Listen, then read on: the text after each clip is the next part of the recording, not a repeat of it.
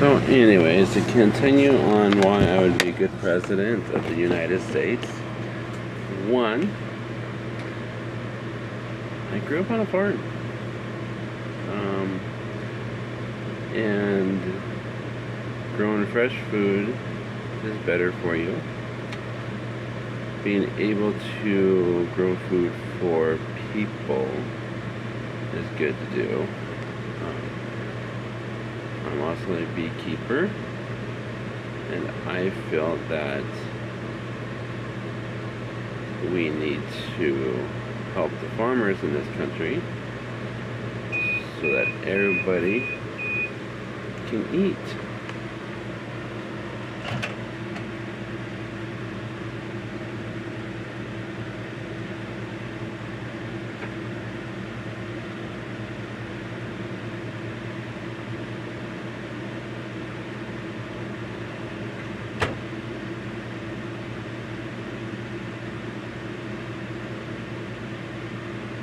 Yeah, don't mind me, but I am.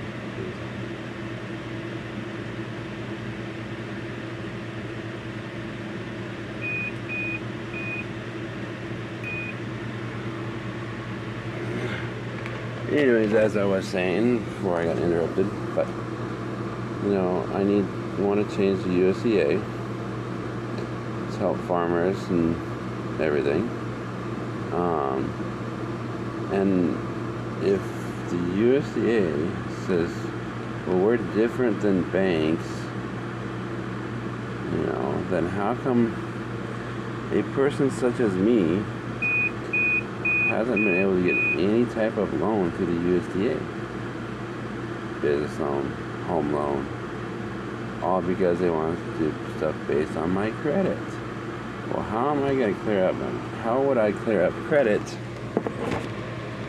if I can't get the money to be able to farm my land, that I lived on at the point in time when I initially tried to get loan through the USDA all those many years ago.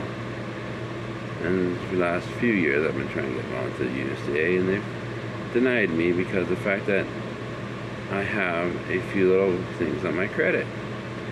Not a ton like a bunch of people generally do, but a few school loans that, then I got this one company that's doing just all sorts of illegal stuff, Navient.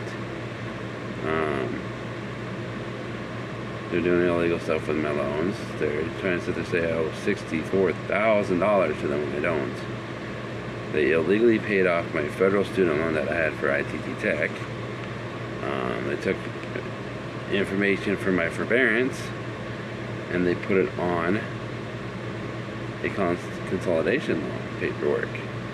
They copied my signature, just basically photocopied my signature onto this paperwork, and so they committed fraud.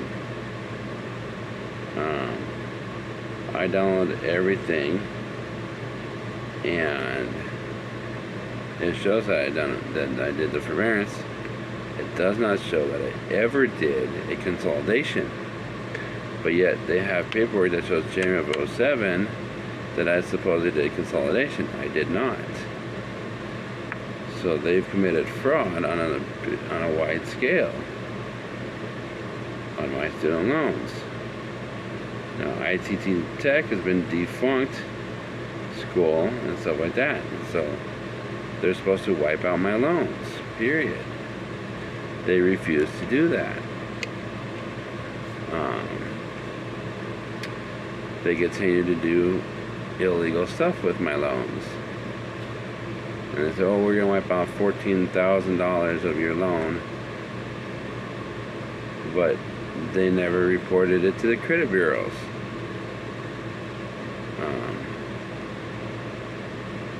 So essentially they've committed fraud. They're committing a lot of fraud on me and everybody else. So not only were they sued, but they're still committing fraud. So one of the things that I want to do as President of the United States is A, get companies like Navient out of the student loan business. They can be in the private sector all they want, but I, as president, would kick them out of the student loans. Period. Because they're a crooked company, and America doesn't have room for crooked companies.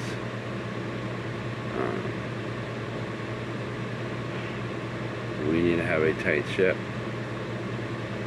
We need to help our farmers. We need to end hunger in our country. We need to end poverty in our country. We need to put a cap on CPS,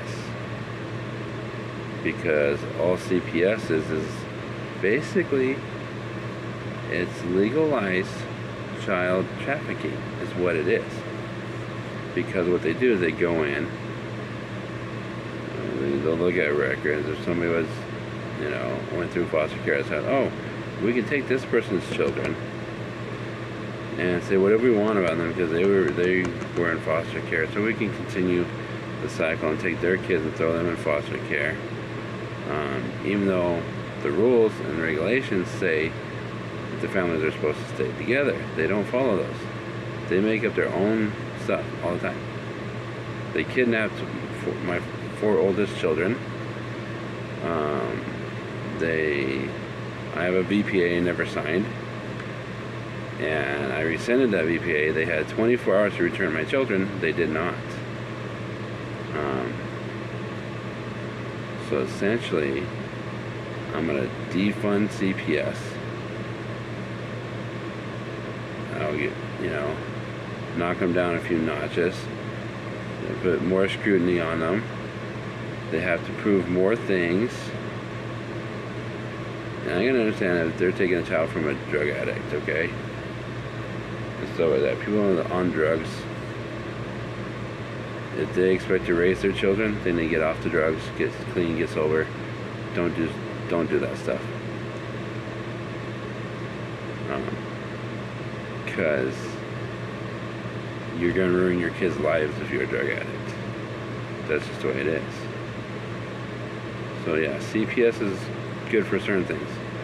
But you don't just take children for money, and that's all they do. They make hundreds of thousands of dollars from the federal government to adopt kids out. So all kids are to the CPS is a money cow, a cash cow.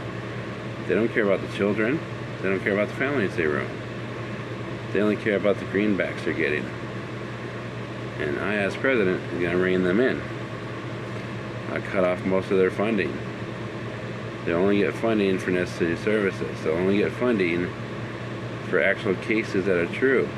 So that means every office, there's going to be an ombudsman office right there, and they're going to be going through their books. Every single case they will go through. They will do separate investigations into CPS. The ombudsman's office is, when somebody calls in and does a report, they are to physically go out to that CPS, no matter where that office is, and look through their books. They're physically going to go and talk to the parents. Okay, these are rules and regulations that need to be changed, because they don't go out and talk to me. They just listen to whatever CPS says and then they close the thing. Okay, I called them when I was going through my case with my boys. The children's ombudsman did nothing. CPS pretty much paid them off, and they every time. I sent this proof in saying that I rescinded this, here's the rules and regulations, and they still did nothing. Okay, so I am tired of the BS, tired of people paying people off and just stuff like that. Judges being paid off by CPS and stuff like that. Public attorneys, they're going to do cases to protect children from CPS. They will have to work harder for their money. They will have to do stuff to actually keep families together, because under the law they're supposed to. but they don't. So basically it comes down to the whole system needs to be changed, and I'm going to change it on a federal level.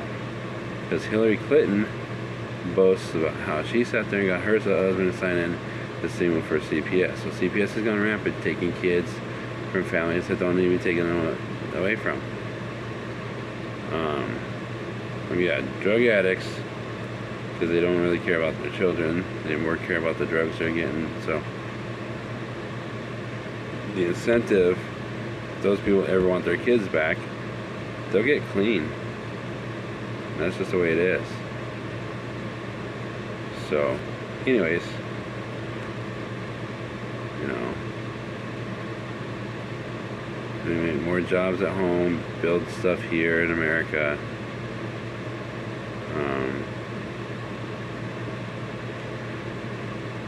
I mean, we need to produce more goods here, do more jobs, build more factories. Okay, so I asked President to look through all these things to find out what needs to be done, how to better do everything. You know, I mean, you know, I may not have a Harvard degree or, you know, a big degree of any kind, but, you know, I know how things should be ran. I've watched things for so many years, and I've watched what needs to be changed. There's a whole lot in society that needs to be changed. There's rules and regulations that need to be changed. Because everybody has a right to have a place to live. Okay? We need to end homelessness, not only for our veterans, but for other people that have fallen on hard times. We need to have a system where nobody's homeless. We need to have a system to where people can work, whether it's from home, do a small farm, or work from home. For those that, you know, but we need to have a better society. And the only way to do that is to lead by example. You know, we need a better healthcare system, because everybody deserves healthcare. You know, and so we need to do a better system. So what we need to do is figure a system in which big corporations will have to help with a program that helps people with health care and costs and all that, because they make enough money. So if they don't want to pay extra taxes, okay, if they don't want to pay extra federal taxes, you know, they should pay their fair share of taxes. But if they don't want to pay a bigger chunk, then my proposal would be that they put into a fund in which helps people with their medical costs, their medical bills and stuff like that, for those who can't afford certain things. So basically create an entity in which all these big corporations put money in to help all of America be able to pay their stuff. You know, I mean, it's you know, I mean, if the big corporations want to keep their taxes and not have to pay higher taxes, you know, then they need to pitch into for medical expenses for everybody in America, because that way they're pitching in to help people, and that would give them a small, that would be basically their extra tax, is to help everybody else. Otherwise they will have to pay more taxes. So it's either you as a corporation pay out to help people with their health care in a program that'll dole out in all 50 states, or you pay more taxes as a corporation and not let it all be on the other 99% of people. Okay, so basically, if you're a corporation, you need to pay into this medical thing that's going to be set up. It's the best thing to do to cover everybody's health care. We can do stuff to eradicate cancer and all this. So my campaign things is going to be focused on helping farmers, helping medical people with their medical costs, helping end poverty, okay, end child hunger, end uncertainty, end homelessness. All these things is what need to be strived for. Okay, and I, as president, could do that. Okay, another thing. Okay, we need to set term limits on Congress. I mean, seriously, we don't need people 90 years old in Congress having strokes, or somebody being in Congress for so long that they're backing too many rich people. We need to be able to have term limits, so basically Congress people would be able to serve no more than 2 terms. Such as like a president of the United States can't serve more than 2 consecutive terms back to back. So you'd have to wait 4 years after you'd served your back-to-back terms, and then you could run again. But you cannot serve more than 2 terms consecutively. And another thing I would do as president, because here's the thing, the first ladies and in history, the second ladies, okay, they never got paid. They don't get paid. They do more stuff to help things in America, behind the scenes, that they're not given credit for. So I think they should be paid $200,000 a year for their services to the country. I mean, I understand that, Joe Biden and all those, but none of them have been paid. But, the ones that do stuff for society, that help society as behind the scenes with the President of the United States, they need to be paid for their efforts, for the stuff that they do on weekends and stuff like that. When they're not working their regular job and they're serving the country, doing certain things, so they should be paid just like the president. Now if Congress doesn't get their act together, Congress should get a pay cut.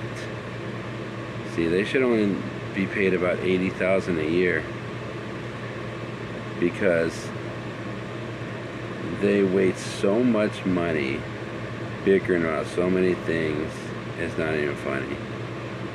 So Congress needs a pay cut, and that's just the way it is. So as president, I'd rein in Congress, rein in the Senate, and say, look, you guys are going to all get a pay cut. You don't need $174,000 a year. You don't do enough to make that $174,000 a year. There's periods of time that you're not even working and you're being paid on the taxpayer's dime. So you know what? We're going to take that extra money and we're going to put it into a fund that will help farmers get extra funds that they need. That'll help first-time farmers, first-time home buyers be able to get a home. We're going to put a cap on how high you can sell a house for. We're going to bring down the cost of housing.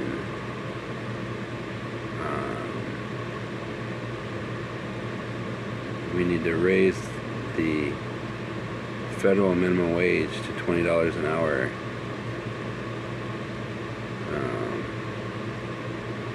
Because doing what's been done in this country, the extremely wealthy getting wealthier while the poor get poorer, is, that race.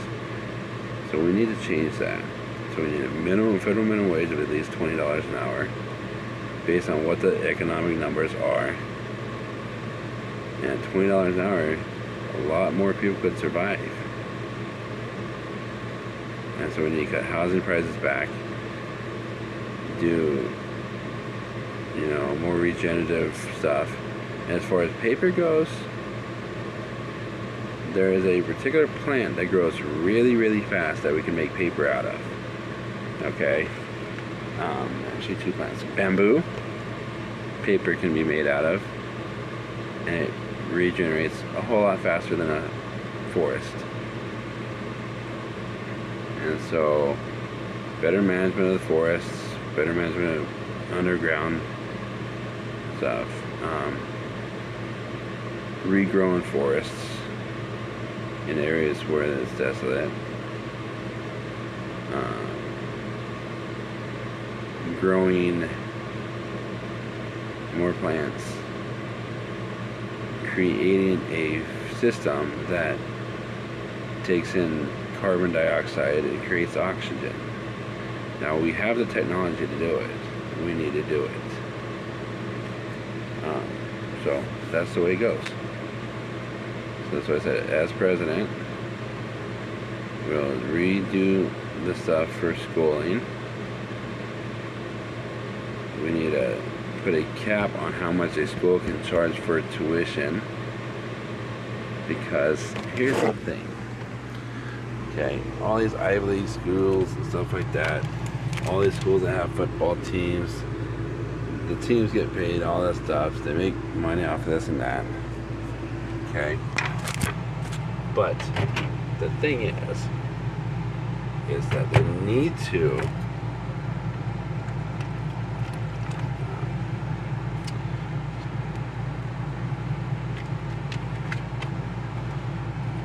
understand that,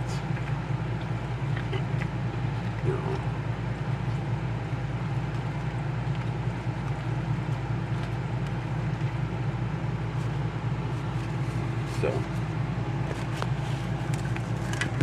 anyways, and I know I don't edit my videos because, well, I just don't have a way to at the moment, so it's just raw footage. So anyways, I'm gonna sign off for now, but like I said, I would make a better president than the current president, and way better than the dork Trump, because Trump is such a criminal. He always has been. And his whole family, no Trump has ever served in the military. Why would anybody want a person that never served in the military or had family members in the military ever be president of the United States? He doesn't care about the military. He hates the military. His whole family line doesn't like the military. His father paid a doctor to say that Trump was mentally unstable, so he wouldn't be drafted in the military. Trump's dad dodged the draft, was a draft dodger. So not a single Trump in Trump's whole 150-year history has not once ever served in the military. Why would anybody want a person like that? My grandfather served in the military. He was a ground radar for 35 years. My biological father served in the military. Yeah, I didn't serve in the military because I can't, but there's certain reasons on that. But I have family members that have served in the military. I bet you if I figure it out in other parts of my family history, I'm pretty sure there's military go all through my family history. So that is that. So basically, you need a president that A, cares about the military, B, cares about decent human rights. Everybody has the right to have to take care of themselves. Everybody has a right to survive. Okay. And on the global scale of things, okay, the reason Putin invaded Ukraine is because Trump lost the election. See, Trump was Putin's puppet. Just so you guys know that. And then there's some dude in Germany that wants Trump to win again because, like the German guy said, Trump was Putin's puppet. That's why Putin invaded Ukraine after Trump lost the election. So think about that. Putin is money hungry, power hungry, just like Trump. And men like that don't belong in office.